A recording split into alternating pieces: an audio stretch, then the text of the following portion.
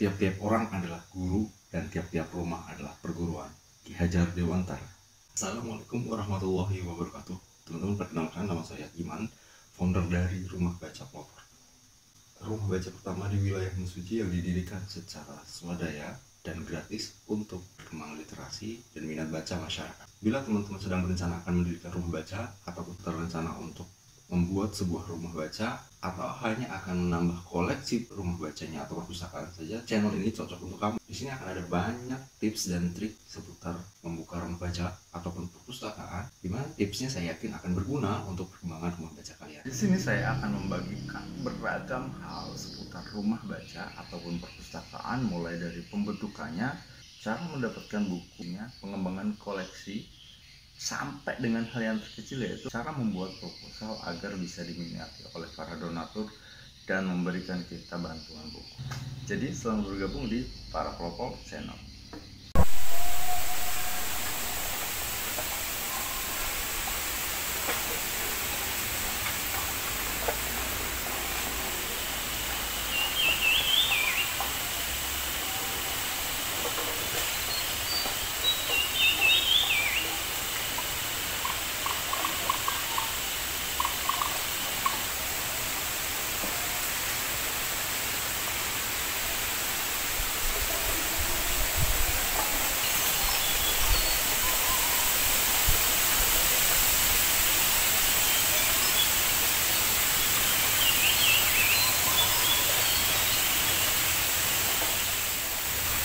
Selamat bergabung di Para Pelopor Channel, di mana channel ini akan memfasilitasi teman-teman semua untuk membagi kebaikan, terutama dalam bidang literasi dan minat baca.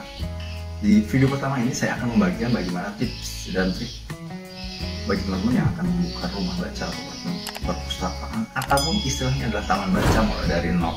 Sebagai informasi teman-teman, saya sudah memiliki rumah baca pelopor yang pendiriannya sudah lebih dari 1 tahun dan sudah memberikan manfaat kepada masyarakat dan anak-anak. Kenapa saya bilang anak-anak? Karena hampir dari 1.300 buku yang kami punya, dominasinya 60% adalah buku anak-anak. Karena bagaimanapun juga sasaran utama kita memang pada anak-anak. Karena dari sini kita bisa mengenalkan budaya literasi dan juga semangat membaca. Nah, untuk informasi teman-teman, rumah baca pelopor yang saya kelola ini free 100%, tidak menggunakan dana dari pemerintah. Semuanya free, swasembada dari kantong pribadi untuk masyarakat.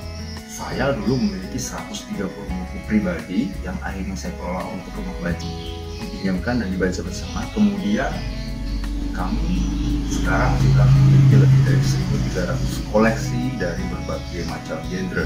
Nah, buat teman-teman yang masih pusing ataupun dibuat pusing ataupun sedang stres karena memiliki niat baik namun tidak ada yang memfasilitasi ataupun tidak ada yang membantu, dan terutama dalam bidang pengembangan literasi ini, tidak usah khawatir teman-teman ya, karena di video ini, di vlog ini saya akan membagikan 5 tips teman-teman yang sangat bermanfaat bagi kamu yang sedang membuka ataupun sedang mengembangkan rumah baca.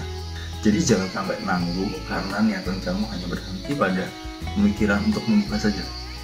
Jadi lakukan sekarang. Kita mulai 5 tips untuk membuka rumah baca dari sekarang. Yang pertama adalah mantapkannya dan latar belakang. Saya pikir semua hal di dunia ini harus diawali dengan niat, mau hal baik, mau hal buruk, terutama hal baik.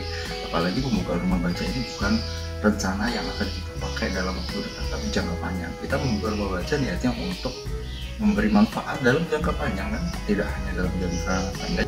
Niat ini sebagai pemantapan langkah kita ke depan, jangan sampai goyah dan jangan sampai berbalik arah ataupun menyesal, karena bagaimanapun juga niat awal menentukan langkah kita selanjutnya. Nah, setelah menentukan, bila teman-teman berpikiran bahwa rumah baca ini akan digunakan untuk mendapatkan keuntungan, tentunya akan berbeda dengan rencana yang kita gunakan saat rumah baca atau perpustakaan ini yang digratiskan gitu. Nah, pada kesempatan kali ini saya lebih condong untuk membagikan informasi buat teman-teman yang berniat 100% membuka rumah baca untuk masyarakat gratis. Nah, karena gratis, jadi 100% modalnya dari kantong kita, sementara itu pendapatannya adalah 0. Yang kedua adalah perencanaan.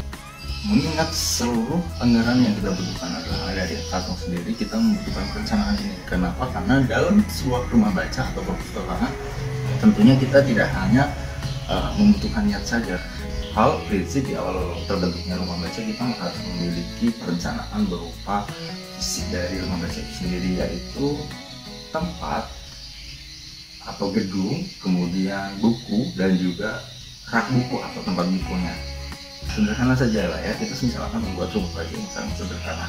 Tentunya yang pertama kita akan memikirkan lokasi di mana rumah baca itu akan diletakkan. Beberapa rekomendasi lokasinya adalah teras rumah kita sendiri ataupun juga rumah kita sendiri.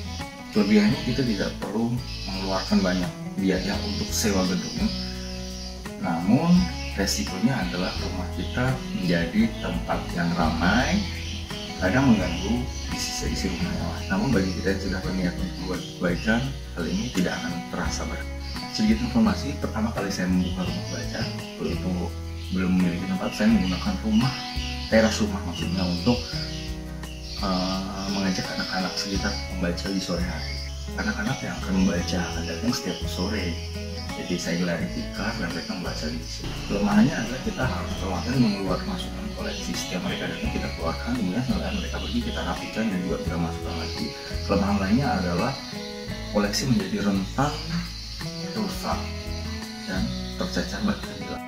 Baru setelah punya rezeki lebih, saya membuka sebuah ruko yang ada di rumah saya. Ruko itu dulunya adalah gudang yang tidak digunakan, jadi saya sekat, kemudian bagian depannya saya gunakan untuk ruangan rumah baca itu. Tidak terlalu besar, ukurannya hanya 8 x 6 meter, namun bisa digunakan untuk meja sirkulasi dan juga menyimpan koleksi. Saat pengunjung ramai dan ruangan tidak muat untuk menampung pengunjung, kita bisa gunakan teras rumah untuk mereka baca. Tinggal digelarin, tinggal dibuat tikar aja, mereka rata-rata bisa membaca dengan santai di sana. Yang kedua, fisik dari perpustakaan kita membutuhkan tempat buku. Saya tidak menekankan tempat buku itu harus rak, karena bagaimanapun juga dengan budget awal kita sebagai seorang pemula dalam pembukaan rumah baca ini, penggunaan dana akan sangat besar. Bila memang belum ada dana, kita bisa menggunakan keranjang untuk mengangkat dan memasukkan buku. Menampung buku bisa juga dilakukan dalam kardus-kardus, namun itu tidak saya sarankan karena pengunjung akan mengalami kesulitan saat mencari buku-buku yang dia inginkan. Nah, setelah budget agak longgar, kita bisa membuat rak buku sesuai dengan desain yang kita inginkan. Yang perlu diperhatikan dalam pembuatan rak buku adalah kita harus mencari bahan yang sesuai, bisa dari kayu, plastik, ataupun juga dari besi. Nah, teman-teman bisa coba dalam membuat tempat buku atau rak buku adalah kita harus menggunakan bahan yang kuat, tahan lama, dan juga menampung banyak buku. Tapi saya sarankan bila bahannya dari kayu, teman-teman juga harus memastikan bahwa kayu itu tidak lembab, karena bagaimanapun juga kelembapan akan mempengaruhi kualitas dari koleksi kita. Sementara itu bila bahan yang teman-teman gunakan adalah besi, jangan sampai besi itu terkorosi, karena ini berefek buruk terhadap kualitas, karena biasanya buku akan menyerap korosi tersebut dan berakibat korosinya akan masuk ke buku. Yang terakhir adalah koleksi. Bagaimanapun juga perpustakaan tanpa koleksi seperti badan tanpa nyawa kayak gitu ya, karena bagaimanapun juga koleksi adalah hal yang paling menarik yang ada di sebuah perpustakaan. Dalam hal ini adalah buku. Namun perlu teman-teman pahami bahwa koleksi itu tidak hanya buku ya teman-teman ya, bahwa koleksi itu bisa berbentuk koleksi cetak dan non cetak. Koleksi tercetak salah satunya adalah buku. Koleksi yang lain bisa berupa majalah, koran, ataupun hal yang lain. Nah, bagaimana cara kita mendapatkan koleksi? Seperti yang saya informasikan tadi, saya dulu hanya memiliki 130 buku koleksi saya dan anak saya. Yang saya perpanjang manfaatnya untuk dibaca bareng, niatnya itu. Nah, sekarang saya sudah memiliki lebih dari 1.300 buku. Dari mana buku-buku itu? Itu sebuah pertanyaan besar, di mana kadang membuat pusing sebuah koleksi itu cara mendapatkannya. Nanti di video selanjutnya, tidak sekarang teman-teman, saya akan cerita tapi tidak sekarang. Di vlog selanjutnya saya akan membagi cara kita mendapatkan buku untuk koleksi sebuah perpustakaan 100% gratis dan bukunya 90% maksimal. Yang ketiga, kita memang harus menentukan target pembaca. Nah, mengapa kita harus menentukan target pembaca kita? Ini penting banget teman-teman. Kemana target dan sasaran yang akan kita sasar untuk rumah baca? Seperti sebuah dagangan, perpustakaan juga memerlukan marketing. Jadi bagaimana kita menyasar membaca agar tepat dengan rumah baca yang kita miliki. Kita juga bisa mengetahui kebutuhan koleksi yang ada di rumah baca kita. Diarahkan kemana rumah baca kita, apakah yang spesifik ataukah yang umum. Ada kelebihan dan kekurangannya masing-masing. Maksud spesifik ini adalah untuk golongan umur tertentu, misal anak-anak.